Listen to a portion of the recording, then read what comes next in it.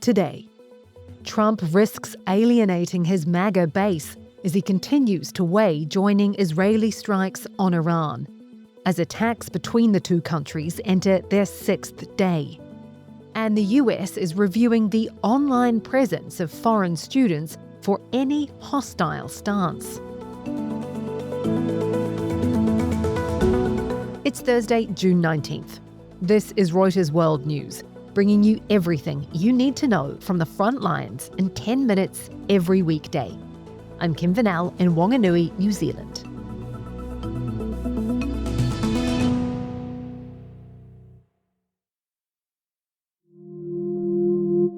I have ideas as to what to do, but I haven't made a final. I like to make the final decision 1 second before it's due, because things change. Especially with war, things change. President Donald Trump keeps the world guessing whether the US will join Israel in airstrikes on Iran. He says the door hasn't entirely closed on diplomacy and that the Iranians want to come to the White House for talks. Iran's supreme leader, Ayatollah Ali Khamenei, however, has rejected Trump's earlier demand for unconditional surrender. A week of Israeli air and missile strikes has wiped out the top echelon of Iran's military, damaged its nuclear capabilities, and killed hundreds of people. Retaliatory Iranian strikes have killed 24 civilians in Israel. Now, Trump, considering striking Iran directly, isn't going down well with some of his most loyal supporters. They feel US involvement in Iran would betray the MAGA movement.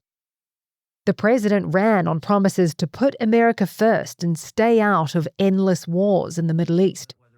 That rift on full display in a clip that's gone viral of Tucker Carlson clashing with Republican Senator Ted Cruz. I don't know anything about Iran, so okay, I am not the Tucker Carlson expert on Iran. You're a senator who's calling for the overthrow of the government, you're the one who don't know claims anything about the country. No, you don't.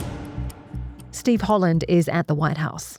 The broad sweep of the MAGA voices who are speaking out against this, these are people with huge audience numbers, with deep influence across the conservative landscape. Tucker Carlson has a popular show that streams on X.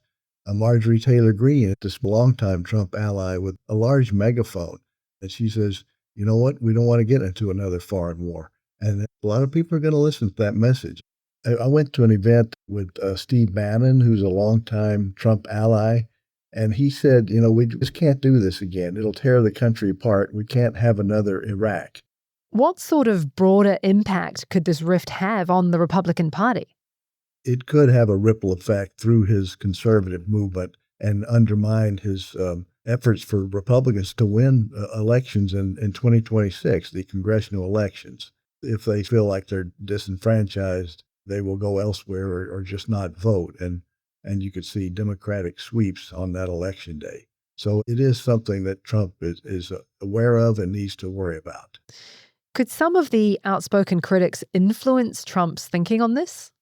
It very well could influence his thinking. His gut feeling about these things is just don't get the United States involved in any more military adventures. And we'll see what he comes up with. I wouldn't be shocked if he backs off in the end and lets Israel do the job.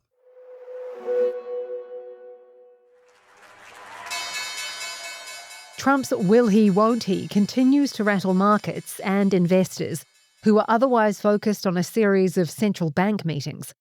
Analysts are warning that any sign of escalation in the Middle East could spark a knee-jerk reaction in the markets. And about those central bank meetings, the optimism around the Fed signaling rate cuts later in the year was immediately reeled in by Chair Jerome Powell's expectation that tariffs will add to inflation pressures.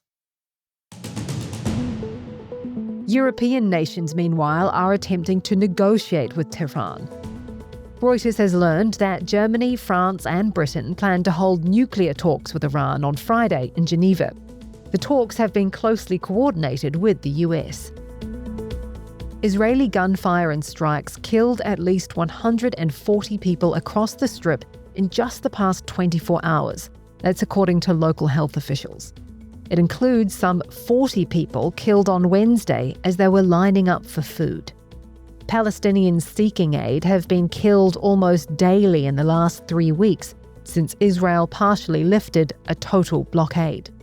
The Israeli Defense Force said that despite repeated warnings, individuals approached some troops in a manner that posed a threat to the forces. Palestinians in the Strip say their plight is being forgotten as attention shifts to the conflict between Israel and Iran. A federal judge in Texas has thrown out a Biden-era rule that was meant to keep information about legal abortions or gender transition treatments private. The rule stopped healthcare providers and insurers from sharing details with state law enforcement. Japan's Nippon Steel has officially acquired US Steel, giving an unusual degree of power to President Donald Trump. Under a national security part of the agreement, President Trump has the authority to name a board member as well as a non-economic golden share. That means the US has veto authority over a raft of corporate decisions, from cutting production capacity to moving jobs overseas. And the largest ever sale of a professional sports team. The Buss family is entering an agreement to sell a majority stake in the Los Angeles Lakers, ESPN has reported. It's the end of an era for one of the NBA's most influential owners. Mark Walter of holding company TWG Global is set to take the majority ownership under the agreement, which values the Lakers at $10 billion.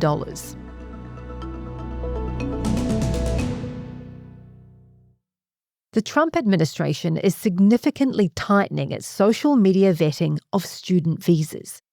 They're now looking for anyone who they say may be, quote, hostile toward the United States.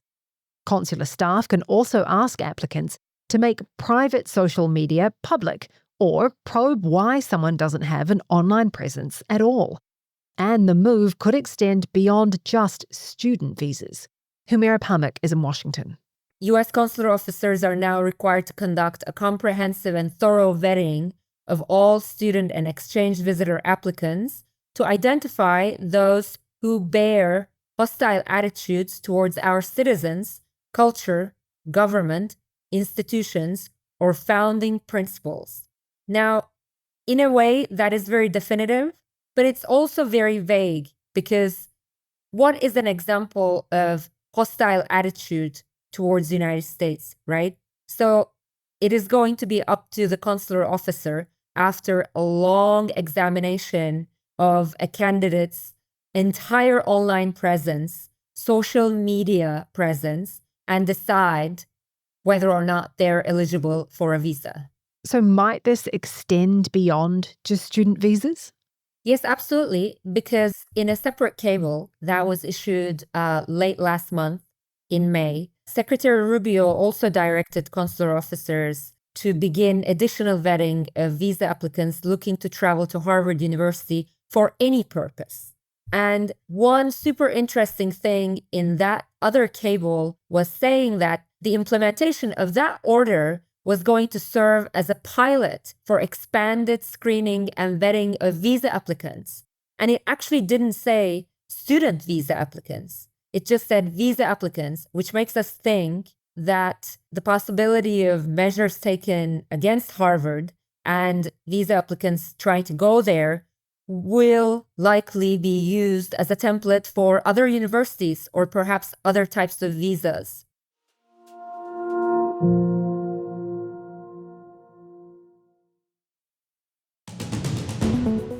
And for today's recommended read, how Oklahoma is hoping to be America's answer to China's rare earth dominance. There, beneath the Wichita Mountains, is a 2-story warehouse containing the only machine in the US capable of refining nickel. That's a crucial energy transition metal. We'll put a link to that story in the pod description. For more on any of the stories from today, check out Reuters.com or the Reuters app. And don't forget to follow us on your favourite podcast player. We'll be back tomorrow with our daily headline show.